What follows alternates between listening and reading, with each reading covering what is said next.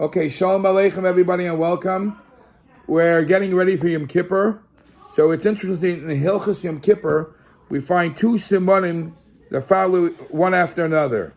And you would think, when I was looking over these halachas, I thought it would be in the same category, but they're not. There are two separate simonim. Obviously, if you would think, you would try to capsulize or summarize what's Yom Kippur all about. So you think about vidui. So this in Hilchos Shuv and Hilchos Yom Kippur, Siman Tafrei Zayin speaks about all the halachas of vidui. How many times you say vidui, when you say vidui, how you say vidui. That's in Hilchos Yom Kippur, Siman Tafrei Zayin. I want to spice this up. I saw a beautiful mashal just not too long ago in Shul.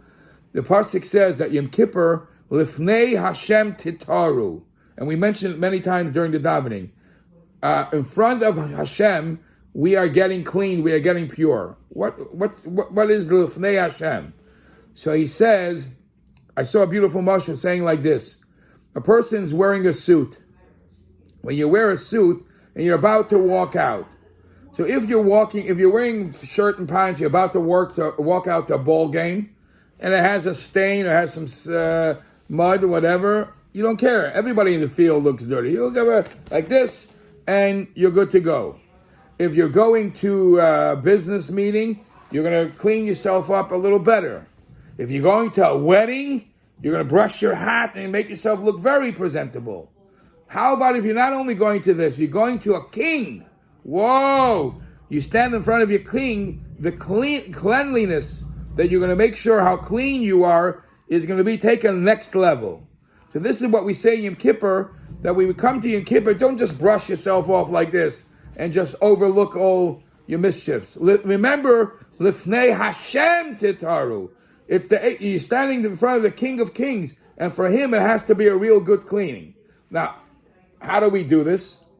So it's very simple. How do you clean your clothes? You have to bring it to the cleaners. You have to bring it to the cleaners and put it in the washing machine. A person just has to commit to bring his stuff. I'm ready to change. I'm bringing it to the cleaners. I once saw another mushroom. People get there are many people that now you ask, how was Rosh Hashanah? Beautiful.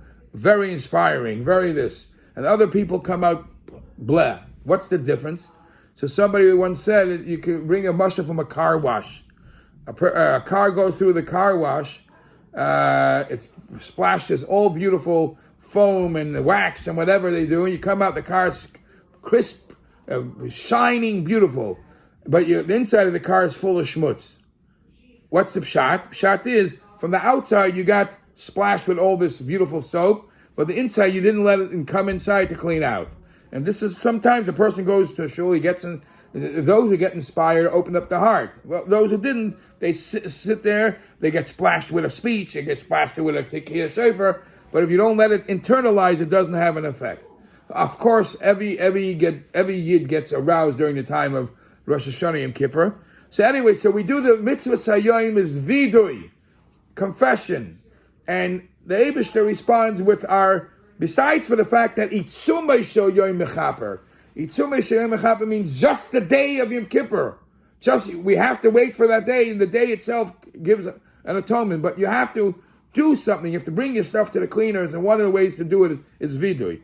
So in Hilchos Yom Kippur, Siman Tafrei Zayin, there's a whole siman about vidui. Do you know what the siman before that is? Tafrei Shvav is not confessing. Is how you ask for forgiveness from your friend. That's a whole separate siman. A person should ask for forgiveness from his friend. That's a whole separate siman. It's not in the same. It's not in the category of confession. No, it's as the Alter Rebbe begins that avera shebein adam lechaverei ein yom kippurim mechaper ad sheyiratzes chaverei. Right? So you have to make sure to go ask for forgiveness. And why an Erev Yom Kippur?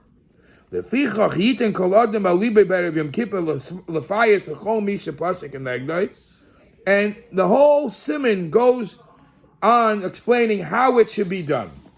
So let me tell you a couple of interesting pointers about this. I found in a sefer Obviously, there's a whole sim in the Shulchan Aruch. There's always tidbits so you can learn extra. You know somebody that you hurt, maybe hurt his feelings. So there are very, there are all sorts of people. Some people are good in speaking, and some people are bad at expressing their hurt, that I'm sorry. Some people don't know how to do it. Could you just send a bouquet of flowers? Or you hurt somebody, could you send them a present? And of course, when the guy gets a present, he'll feel good. Oh, this guy sent me a present. Is sending a present good? So the Gemara says in Baba Kama Daf Tzadik Beis, Tana Rabbanon, Kol Elu Sha'amru Demei Boishtei Avol Tzaroi, when you hurt somebody and cause them pain, even if you give him Kol Eile Nevaya Shaba'ilam, Ein Nimchalai, he doesn't get forgiven, Achi Yavakesh Mimenu, until he asks for forgiveness. Sending presents doesn't help. And the Ravid, the Rambam brings this in Halacha. The Rambam brings this where? Let me tell you, the Rambam in Hilchus Chayvel Umazik, Perek Zayin Halacha Tes. He says, Chavel b'chaver, if somebody hurts his friend, even if you paid all the Chamisha Dvarim, Ein Miskaper Loi, you don't get atoned, you pay for everything. That's Iksar, Ripu Shevas and Boishes. And even if you give presents, Ein Mischaper Loi, V'loi Nimcha Loi, Ad Sheyavakesh Min Nimcha Anechbal V'yimcha Loi.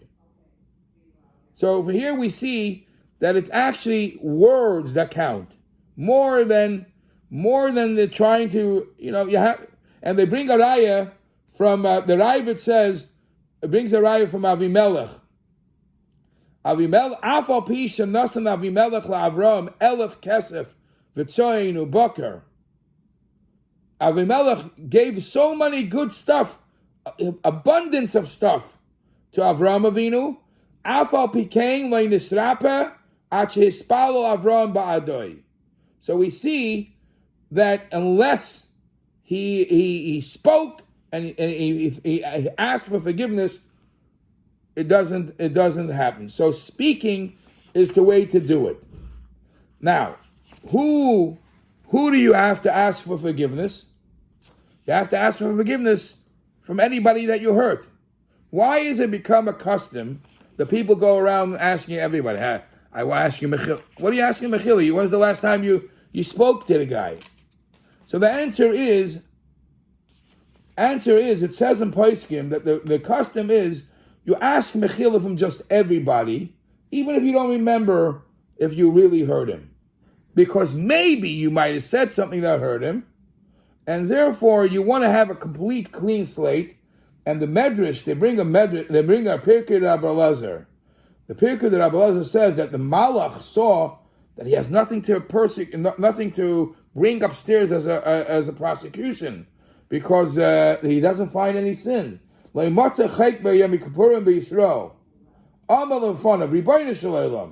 have a nation that's mamish like Malachi Asharis.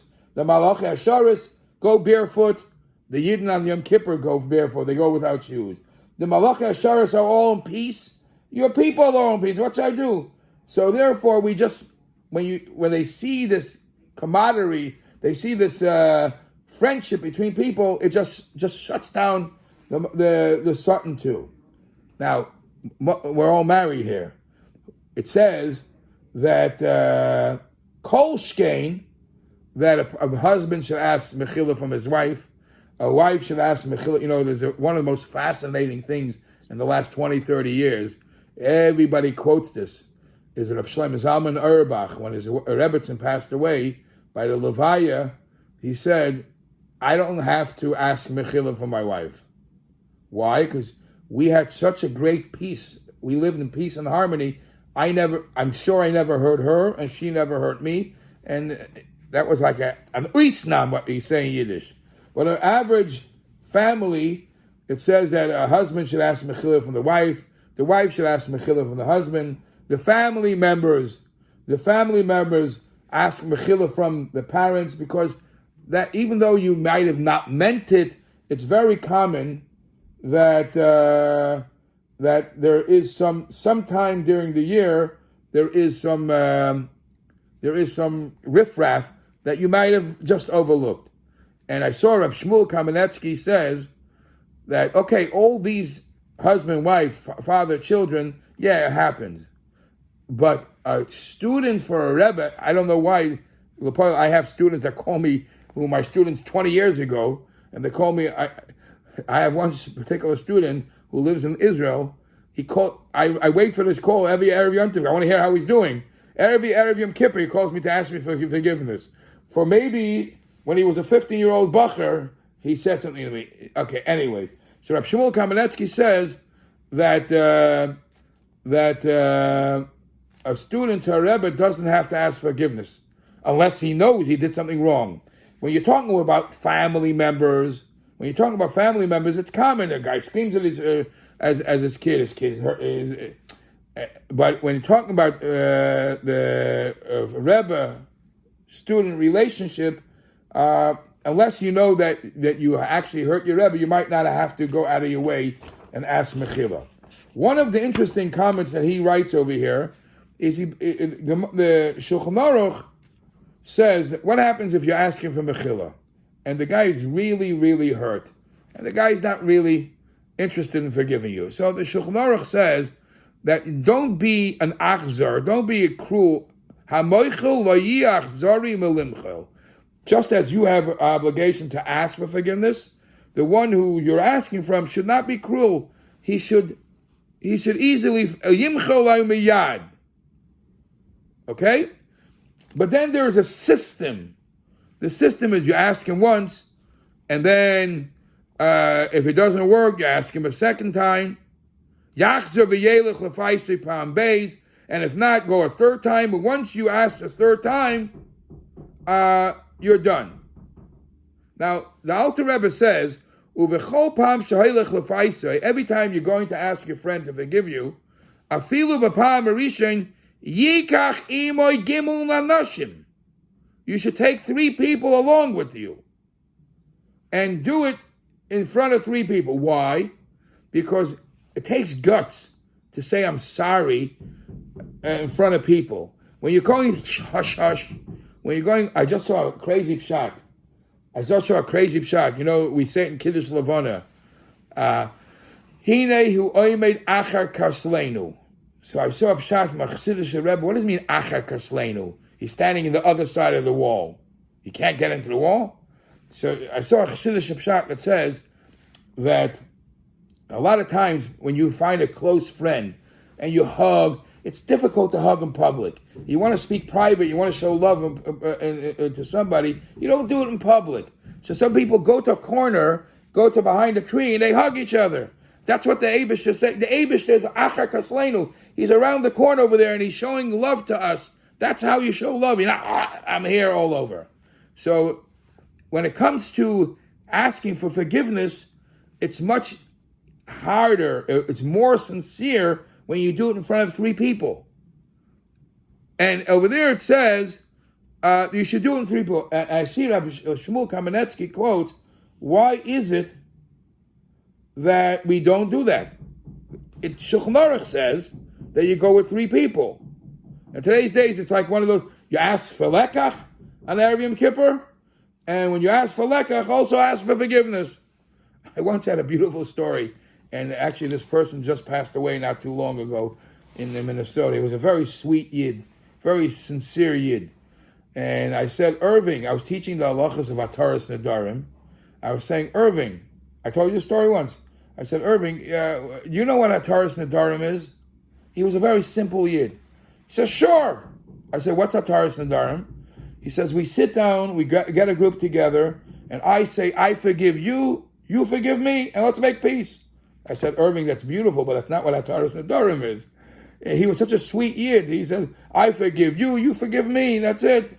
No, but there is what Shulchan Aruch says how it should be done, and the question is why we don't do it that way. But the bottom line is that today to have the total package of mechila, The Eibishter only forgives from Averis Sheben Adam Lamokim. For Averis Sheben Adam Chaveroi, it's totally our job, and you have to ask Mechila, and it's preferable Erev Yom Kippur, because even though we say every night Hareini Moichel and all that, but Erev Yom Kippur, our mindset is much more serious, much more focused. It's much more for real. Okay, that's